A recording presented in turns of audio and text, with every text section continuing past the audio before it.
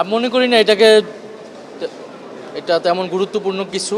এইটা মূলত এটা একটা প্রোপাগান্ডার অংশ। বাংলাদেশে এখন আওয়ামী লীগকে দলগতভাবে বিচারের আওতায় মুখোমুখি নেওয়ার কথা সরকারও ভাবছে, এবং আমরা মনে করি এটাই সঠিক রাস্তা। শেখ হাসিনার রায় অলরেডি হয়ে গিয়েছে, এখন এটা কার্যকর করতে হবে। শেখ হাসিনা যদি দেশে ফিরে, কেবলমাত্র ফিরবে ফাঁসির রায় কার্যকর হওয়ার জন্য। ফলে সেটার জন্য আমরাও চাই যে ফাঁসির রায় কার্যকর হোক, শেখ হাসিনা সহ অন্য যাদের বিরুদ্ধেই এই রায় হয়েছে। এবং শেখ হাসিনা নিজস্ব সিদ্ধান্ত নেওয়ার কোনো এখতিয়ারই নেই, স্বাধীনতাও নেই। শেখ হাসিনা দিল্লিতে আশ্রিত অবস্থায় আছেন। তিনি দেশ থেকে তার নিজের দল, নেতাকর্মী, দেশ সবাইকে ত্যাগ করে কাপুরুষের মতো পালিয়ে গিয়েছেন দিল্লিতে, এবং এটা পরিষ্কার করেছে বাংলাদেশের জনগণের কাছে, আন্তর্জাতিক বিশ্বে, যে আওয়ামী লীগ কোনো রাজনৈতিক দল না, এটা একটা ভারতের দিল্লির একটা নিয়ন্ত্রিত একটা দল।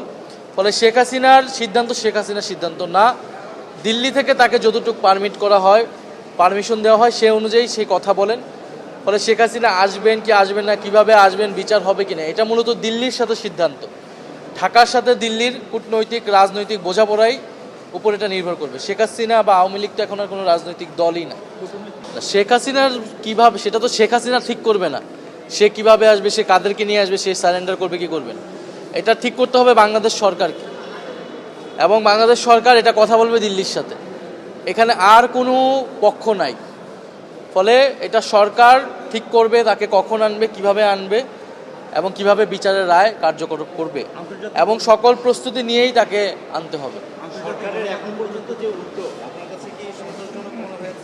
না, আমাদের কাছে তো সন্তোষজনক মনে হয় নাই।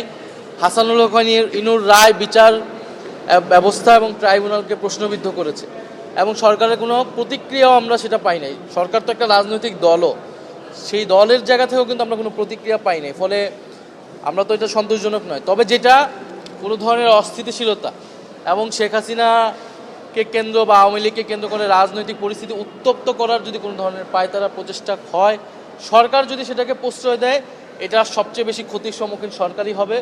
বাংলাদেশের আপামর জনগণ, জুলাই বিপ্লবে অংশগ্রহণকারী সকল পক্ষই, 30,000 আহত, 1400 শহীদ পরিবার, আমরা সকলেই প্রস্তুত আছি। তত্ত্বাবধায়ক সরকার ব্যবস্থা ফেরত আসছে, এটা ভালো খবর, কিন্তু এটা খুব আশ্বস্তজনক। আমরা আশ্বস্ত হতে পারছি না, কারণ তত্ত্বাবধায়ক সরকার কি আবারও বিচারপতিদের মাধ্যমে হবে কিনা, এবং এই প্রিভিয়াস টাইমে আমরা দেখেছি বিএনপি সেটাকে কিভাবে কলুষিত করেছে এই ব্যবস্থাকে নিজেই, এবং 111-এর দিকে গিয়েছে। ফলে ঐক্যমত কমিশনে কিন্তু আমাদের সুস্পষ্ট প্রস্তাবনা আছে সেখানে, যে কীভাবে র্যাঙ্কিং সিস্টেম আমরা প্রস্তাবনা দিয়েছি। তখন কথা হয়েছিল এটা সংসদে আলোচনা হয়ে ঠিক হবে। ফলে এটা এখন ঠিক করতে হবে যে তত্ত্বাবধায়ক সরকার, ইলেকশন কমিশন কিভাবে নিয়োগ হবে, ইলেকশন কমিশনার এবং তত্ত্বাবধায়ক সরকার, এটা সবচেয়ে ইম্পর্টেন্ট। কারণ এই দুইটা নিশ্চিত না হলে আগামী নির্বাচন সুষ্ঠু হবে এটা আমরা বলতে পারবো না। ফলে এটা আমাদেরকে এখনই এটা করতে হবে। সরকারের প্রতি আমাদের সেই আহ্বান থাকবে যে তারা দ্রুত সময়ের মধ্যেই জুলাই সনদ এবং গণভোটের রায় বাস্তবায়নের মাধ্যমে এই সংকটগুলো নিরসন করতে পারবে তারা। শেষ প্রশ্ন, বাংলাদেশের অভ্যন্তরীণ রাজনীতি প্রসঙ্গে আন্তর্জাতিক গণমাধ্যমগুলো যে কাভারেজ দিচ্ছে, এদের দায়িত্বশীলতা প্রসঙ্গে আপনার কোনো আহ্বান আছে কিনা? আন্তর্জাতিক শুধু না, দেশীয় মিডিয়া, মানে মিডিয়ার মাধ্যমে একটা আওয়ামী লীগকে স্বাভাবিকীকরণের প্রক্রিয়া চলমান আছে।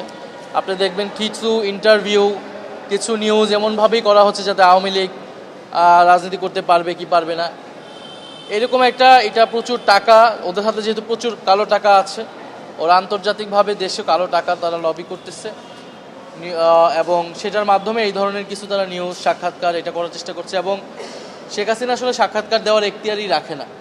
এটা আমাদের ভারতীয় দূতাবাসকে, দিল্লিকে এটা কঠোরভাবে বাংলাদেশ সরকারের বার্তা দেওয়া উচিত।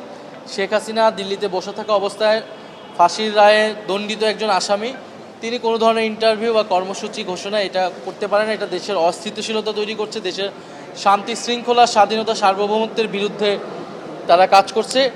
এটা কূটনৈতিকভাবে বাংলাদেশ সরকারের এটা আসলে দিল্লির সাথে কথা বলা উচিত।